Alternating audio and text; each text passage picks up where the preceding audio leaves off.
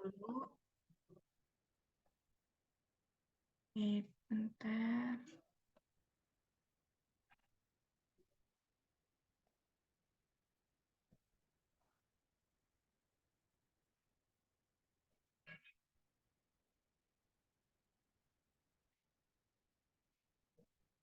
Nanti kalau suaranya tiba-tiba nggak kedengeran, bilang ya.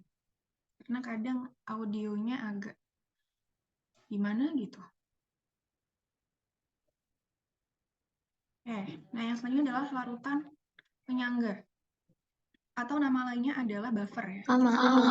Suara agak kecil. Kecil ya? Ya udah deh. Kalau gitu, bentar. Kalau gitu join lewat HP aja. Oke, benar.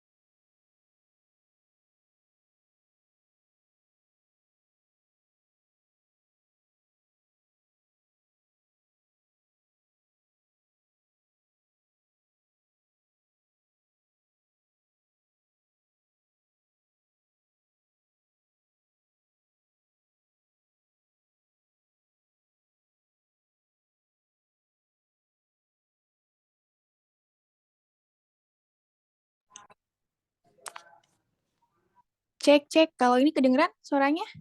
Lebih jelas? Lebih jelas nggak suaranya?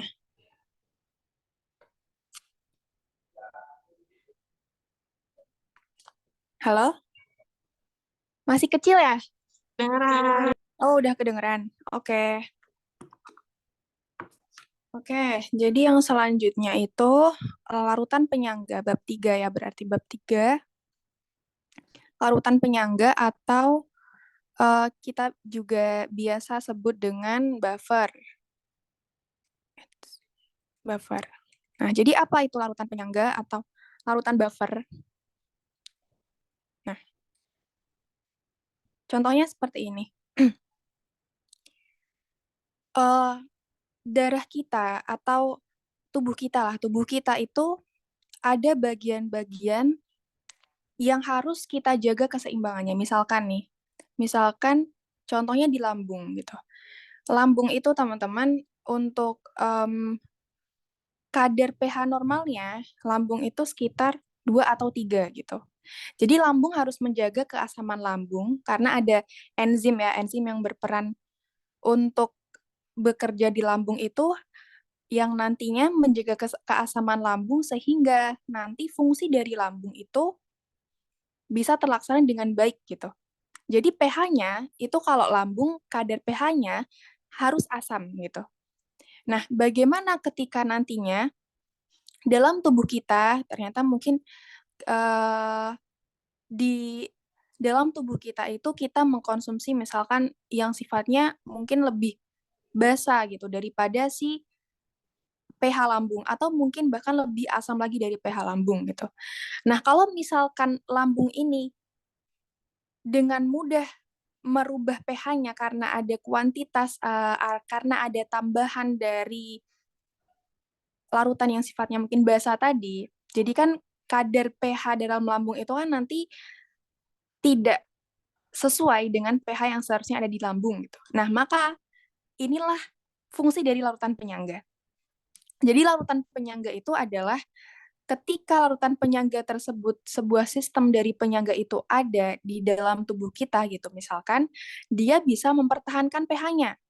Jadi yang awalnya pH lambung itu normalnya 2 sampai 3 sekian gitu, walaupun dia diberikan basa atau mungkin asam, dengan adanya sistem larutan penyangga ini, kadar pH dalam tubuh kita itu masih tetap stabil gitu.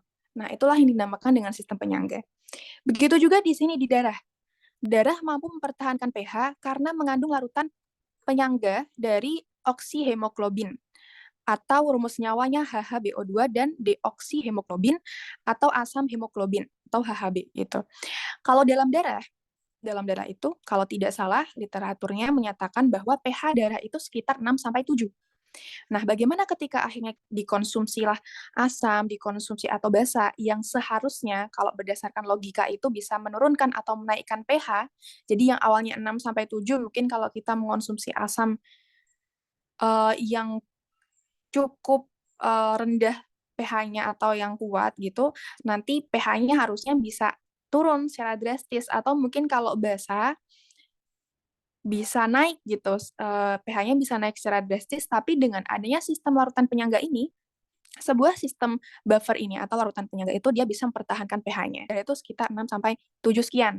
Jadi adanya sistem penyangga itu dia tetap mampu mempertahankan pH. Mungkin kalau misalkan ada penambahan atau pengurangan itu paling sedikit saja. Mungkin sih tidak sampai menjadi 7 atau 8 atau 4, 5, itu tidak seperti itu. Itulah fungsi dari sistem penyangga atau larutan penyangga atau mempertahankan pH. Contohnya tadi di darah, kemudian ada juga di lambung gitu yang berfungsi untuk pencernaan. Kalau lambung itu sekitar 2 sampai 3 pH-nya. Nah, jadi sistem buffer atau larutan penyangga yang di lambung dia akan mempertahankan pH lambung sekian, sekitar 2 sampai 3 gitu. Walaupun nanti ditambahkan sedikit asam atau basa, dia tetap mempertahankan pH-nya di rentang 2 sampai 3 seperti itu. Nah, itu bayangan tentang larutan penyangga. Sebuah sistem atau sebuah larutan yang mengandung larutan-larutan yang mampu mempertahankan pH. Nah, nanti contohnya seperti apa, kita akan pelajari. Kemudian, untuk bagaimana susunan dari larutan penyangga itu sendiri ya, itu nanti yang akan kita pelajari. Kemudian, kita juga akan belajar tentang pH, untuk menghitung pH dari sebuah larutan penyangga. Kita juga akan belajar tentang pH setelah dan juga sebelum pada larutan penyangga dan juga peranan larutan penyangga di kehidupan sehari-hari. Oke, mungkin itu untuk pembuka dari larutan penyangga ini. Nah, ini cerita dia, larutan penyangga atau buffer adalah larutan yang dapat mempertahankan pH tertentu terhadap usaha mengubah pH, seperti penambahan asam, basa, ataupun pengenceran, basa, atau dilaksanakan pengenceran yang seharusnya bisa mempersedikit atau memperbanyak pH, itu nanti bisa dengan adanya penyangga itu dia tetap mempertahankan pH-nya. Ketika ada selisih dari pH, itu selisihnya tidak terlalu banyak gitu. Nah, itulah fungsi dari larutan penyangga. Sehingga nantinya fungsi dari misalkan organ tubuh itu akan tetap berjalan seperti itu. Nah, itu untuk definisinya.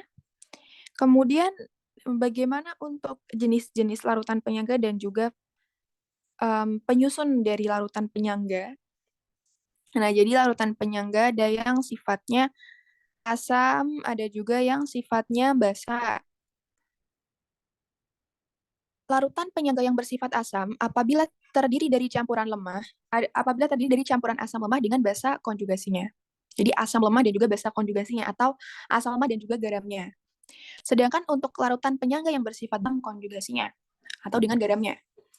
Nah, kalau yang ini di gambar ini ada prinsip dari larutan penyangga. Nah, di sini kalau kalian lihat 7. Kemudian dia ditambahkan dengan HCl. HCl itu dia asam kuat. Nah, ternyata setelah ditambah 2. Nah, ini kan ada perubahan drastis nih. Dia selisihnya ada 5 gitu. Nah, maka ini bukan termasuk dari larutan penyangga. Karena dia tidak bisa mempertahankan pH. Kalau kita lihat yang bawah nih, dia ada CH3COOH. CH3COOH itu dia asam lemah. Kelihatan nggak CH3COOH, kemudian ada CH3COO-. Yang ini itu termasuk basa konjugasi atau garamnya dari CH3COOH. pH-nya 4,74. 4,74. Kemudian ditambahkan HCl. Keduanya sama-sama ditambahkan HCl, tetapi ternyata yang bawah, yang tabung bagian bawah ini, pH-nya itu jadi 4,66. Jadi yang awalnya 4,74 menjadi 4,66. Nah, jadi ini selisihnya mungkin sekitar 0,0 sekian ya. Nah, yang awalnya 4,74 jadi 4,66 inilah selisihnya hanya 0,08. Nah, inilah yang dimaksud dengan larutan penyangga. Walaupun ditambahkan dengan asam kuat atau mungkin basa kuat, dia akan tetap bisa mempertahankan pH-nya. Artinya, pH larutan itu tidak berubah secara signifikan nih. pH larutan tidak berubah secara signifikan gitu. Nah, ini prinsip kerja dari larutan penyangga. Jadi dia tidak merubah pH dengan kuantitas yang banyak. Dia hanya mengubah pH, mungkin ada perubahan pH, cuman tidak banyak 0,0 sekian, seperti itu. Nah, itulah yang dimaksud dengan larutan penyangga. Kok bisa? Nah, nanti kita juga belajar perhitungannya. Mengapa yang awalnya pH-nya sekian, ketika ditambahkan asam kuat atau basa kuat, selisihnya sedikit, gitu. Nah, itu untuk prinsip dari larutan penyangga. Kemudian, selanjutnya adalah penyusun dari larutan penyangga ya, atau pembuatan larutan penyangga. Jadi ada beberapa cara ketika kita ingin membuat larutan penyangga, atau ketika sebuah larutan itu dikatakan penyangga atau buffer, itu ada beberapa hal. Yang pertama adalah ketika asam lemah direaksikan dengan garamnya. Atau misalkan tadi ya CH3COOH plus CH3COO-. Misalkan nih CH3COOH plus CH3COONA. Itu juga bisa bentuk garamnya. NH4OH plus HCl gitu misalkan. Nah, ini dia bisa membentuk larutan penyangga. Kemudian juga ada asam lemah berlebih. Asam lemah berlebih plus basa kuat. Artinya berlebih itu maksudnya kalau teman-teman hitung dalam MRS tuh, MRS, nah itu dia akan sisa. Jadi molnya itu dia lebih banyak daripada yang basa kuat, seperti itu. 3 COOH berlebih itu ekses gitu ya, ekses ditambahkan dengan basa kuat, misalkan NaOH. Nah, misalkan di sini sama-sama 0,1 molar, 0,1 molar, banyak, misalkan volumenya 200 ml, sedangkan NaOH-nya itu dia 100 ml. Nah, ini juga bisa membentuk sebuah larutan penyangga, seperti itu. Begitu juga yang basa lemah berlebih, plus asam 4OH lagi, plus HCl berlebih, yang dimaksud berlebih itu seperti ini tadi ya. Ketika MRS itu dia akan ada sisanya. Seperti itu. Kemudian juga yang terakhir, kita bisa membuat larutan penyangga dari garam asam lemah berlebih plus asam atau basa kuat. Misalkan COONA plus HCl gitu, atau bisa juga NaOH, L, kalau atau HCl. Nah, jadi nanti NH4Cl-nya ini yang dia ekses atau berlebih. Di sini CH3CON-nya yang ekses atau berlebih. Nah, itu kira-kira ada 3 cara ya, 3 cara yang bisa dilakukan untuk membentuk sebuah sistem buffer atau larutan penyangga. Yang pertama, mereaksikan asam lemah dan juga garamnya. Asam lemah dan garam. Atau kita bisa mereaksikan asam lemah yang jumlahnya berlebih atau ekses dengan basa kuat. Atau basa lemah yang ekses dan asam kuat.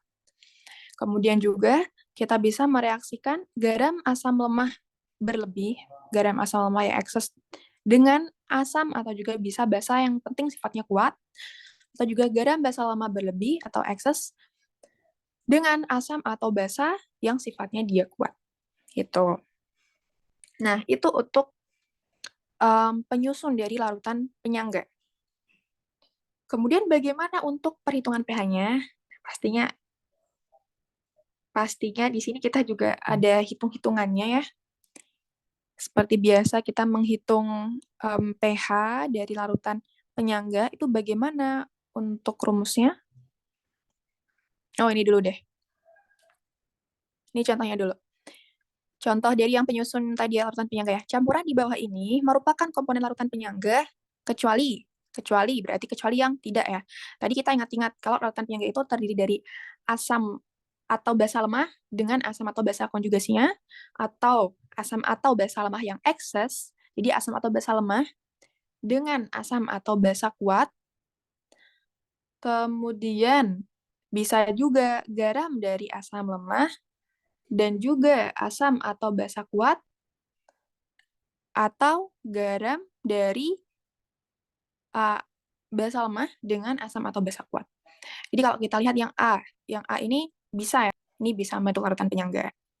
Kemudian yang B, CH3COONA plus CH3COH, ini juga garam dan juga asam lemah, bisa. Ini asam lemah dan juga basa kuat, dia bisa membentuk larutan penyangga. Jadi ini bisa. Dengan catatan CH3COH-nya itu ekses. HCO3 itu dia garam ya, garam basa. Maka ini juga bisa membentuk larutan penyangga. Kalau yang E, NaOH itu dia basa kuat ya. HCl juga basa kuat. Nah, jadi di sini kalau yang ditanya kecuali, jawabannya adalah yang E, NaOH dan HCl.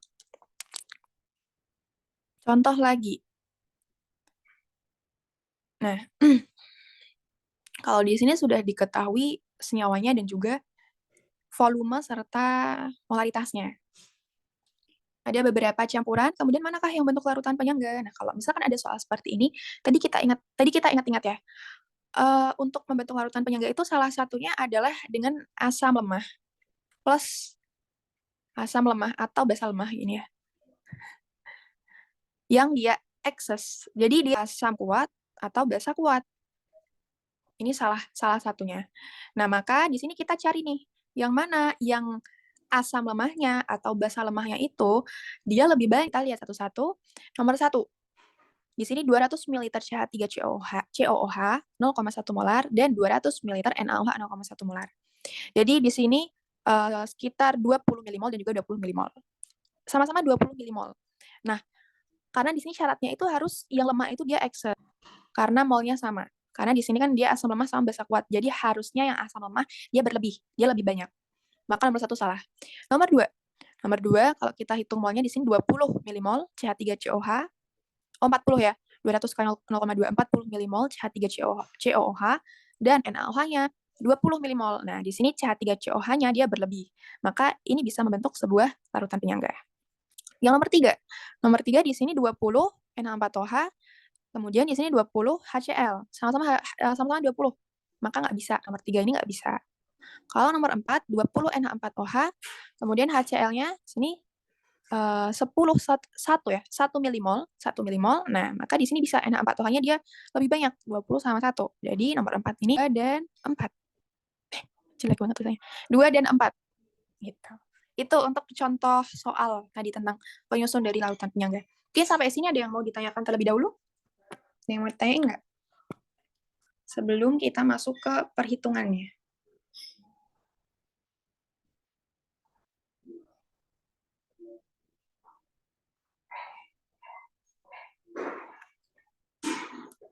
Ada yang mau tanya? Belum? Belum? Atau mungkin ada yang kurang paham? Naira? Ada yang mau tanyain? Belum? Oke. Nanti kita sampai jam 9.30 bukan? Ya, oke. Oke, kalau gitu kita lanjutkan dulu. Nah, yang selanjutnya adalah perhitungan pH pada larutan penyangga. Untuk perhitungan pH dari larutan penyangga di sini, kita masih menggunakan ini ya, pH itu min log H plus. Sama seperti sebelumnya, tuh, yang rumusnya berbeda. Yang pertama, larutan penyangga asam. Nah, larutan penyangga asam, untuk penghitung H plusnya, mol asam yang lemah berarti ya, mol asam lemah dibagi dengan mol basa konjugasinya. Mol asam lemah dibagi mol basa konjugasinya. Atau kalau OH- berarti nanti 3B OH- itu sama dengan KB dikalikan dengan NB, mol dari basa lemah per NaK, mol asam konjugasinya. Jadi kebalikannya. Nah, itu untuk rumus perhitungan pH dari larutan penyangga. Kemudian nanti kalau misalkan dalam soal ternyata belum diketahui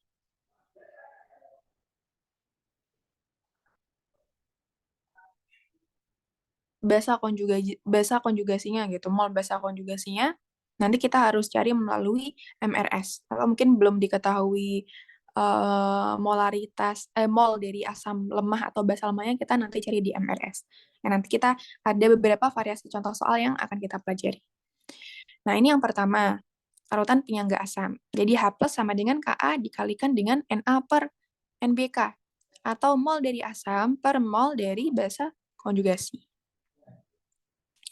Sedangkan kalau larutan penyangga basa, maka OH- itu sama dengan Kb dikalikan dengan Nb mol basa per mol dari asam konjugasi. Jadi kebalikannya. Nanti dicari pOH-nya dulu. Kalau yang tanyakan pH berarti 14 min pOH.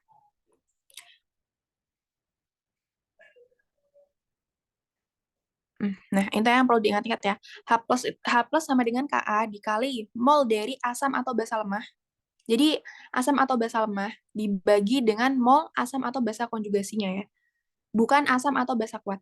Tadi kan kita bisa mereaksikan asam atau basa lemah dan juga garam dari asam basa lemah dengan asam atau basa kuat. Itu salah satu cara untuk membuat larutan penyangga.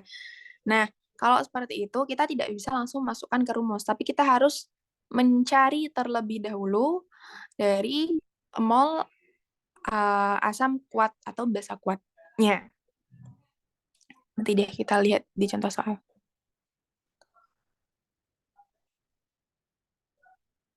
Langkah-langkah menghitung pH larutan penyangga. Tentukanlah mol asam atau basa lemah. Kemudian tentukanlah mol asam atau basa konjugasi atau garamnya. Kemudian menghitung itu ya, yang perlu kita ketahui terlebih dahulu tuh mol dari asam atau basa lemahnya dulu. Garamnya itu. Ngelek. Ya itu. Nanti baru kita hitung. Jadi jangan sampai kebalik. Nanti malah yang asam atau basa kuatnya itu malah yang dimasukkan ke rumus. Jadi nanti kurang tepat hitungannya. Nah, ini contohnya. Contohnya, untuk soal yang pertama ini, di sini kalau NH3 itu basa lemah, NH4Cl itu garam, ya kan? NH3 itu basa konjugasinya. Karena baca 0,1 sebanyak 50 ml. Dan 100 ml larutan NH4Cl tersebut merupakan larutan penyangga. Apakah larutan penyangga? Iya, karena NH3 itu dia basa lemah. Kemudian NH4Cl dan penyangga. Kemudian B, apakah larutan tersebut termasuk jika larutan tersebut termasuk larutan penyangga kita yang maksudnya mungkin, maka tentukanlah harga pH-nya. Nah, Kb sama dengan 10 pangkat min 5. Oke, jadi karena soalnya seperti ini teman-teman, NH3 itu dia basa lemah, NH4Cl itu garamnya. Nah, jadi di sini kita bisa langsung memasukkan masing-masing mol dari basa lemah dan garamnya ke dalam rumusnya.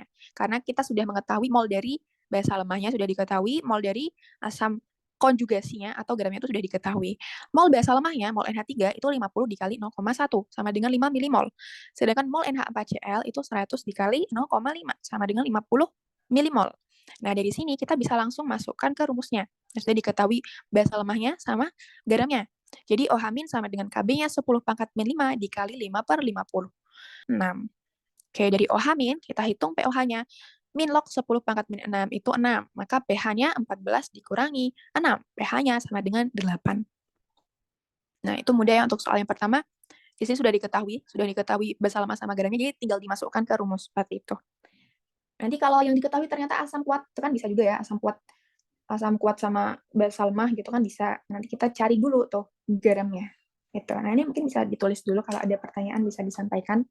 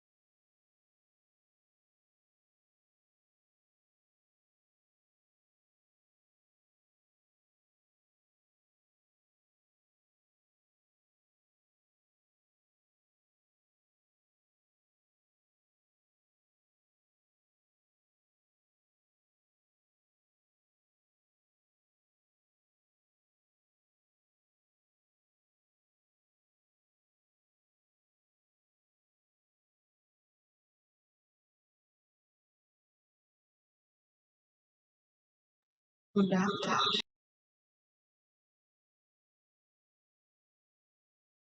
Sudah. Oke, kita lanjut lagi. Contoh soal yang kedua.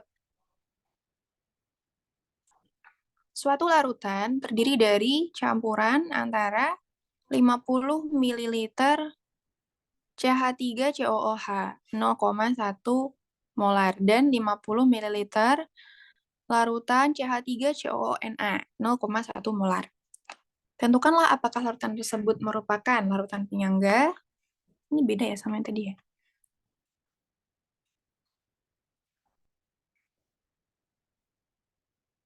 Apakah larutan tersebut termasuk penyangga? CH3COH itu dia asam lemah, asam lemah. Kemudian CH3CONA itu dia basa konjugasi atau dia garamnya. Nah, maka apakah dia larutan penyangga? Iya. Ya, dia bisa membentuk larutan penyangga.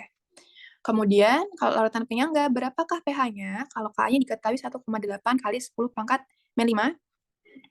Ini seperti yang sebelumnya ya, seperti yang sebelumnya. Jadi sudah diketahui mol dari asam lemahnya, dan juga sudah diketahui mol dari basa konjugasinya atau garamnya. Maksudnya bisa kita hitung gitu molnya.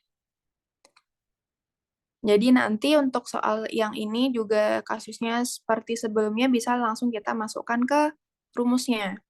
Mol CH3COOH itu 50 dikali 0,1. 5 milimol. Yang NaCH3COO atau CH3CONA itu juga 50 kali 0,1 sama dengan 5 milimol. Jadi di sini nggak masalah ya kalau 5 milimol sama 5 milimol, karena kalau dia susunannya asam atau basa lemah, dan juga basa atau asam konjugasinya atau garamnya, itu tidak perlu berlebih, tidak perlu ekses. Kecuali kalau direaksikannya dengan asam atau basa kuat, perlu salah satunya harus berlebih. Kalau seperti ini tidak masalah. Nah, maka kita hitung dulu H plusnya. H plus bukan OH min ini. H plus sama dengan Ka dikalikan Na per NBK. Ka-nya 1,8 kali 10 pangkat min 5 dikali 5 per 5 milimol. Coret-coret, masih 1,8 kali 10 pangkat min 5. Jadi pH-nya sama dengan min log 1,8 kali 10 pangkat min 5. pH-nya 5 min log 1,8. Ya, nanti bisa dihitung pakai kalkulator. Di sini 1,8 itu log-nya 0,255. Jadi pH-nya 5 min 0,255. pH-nya di sini 4,74 atau 4,75. Oke. Ya, bisa tulis dulu deh.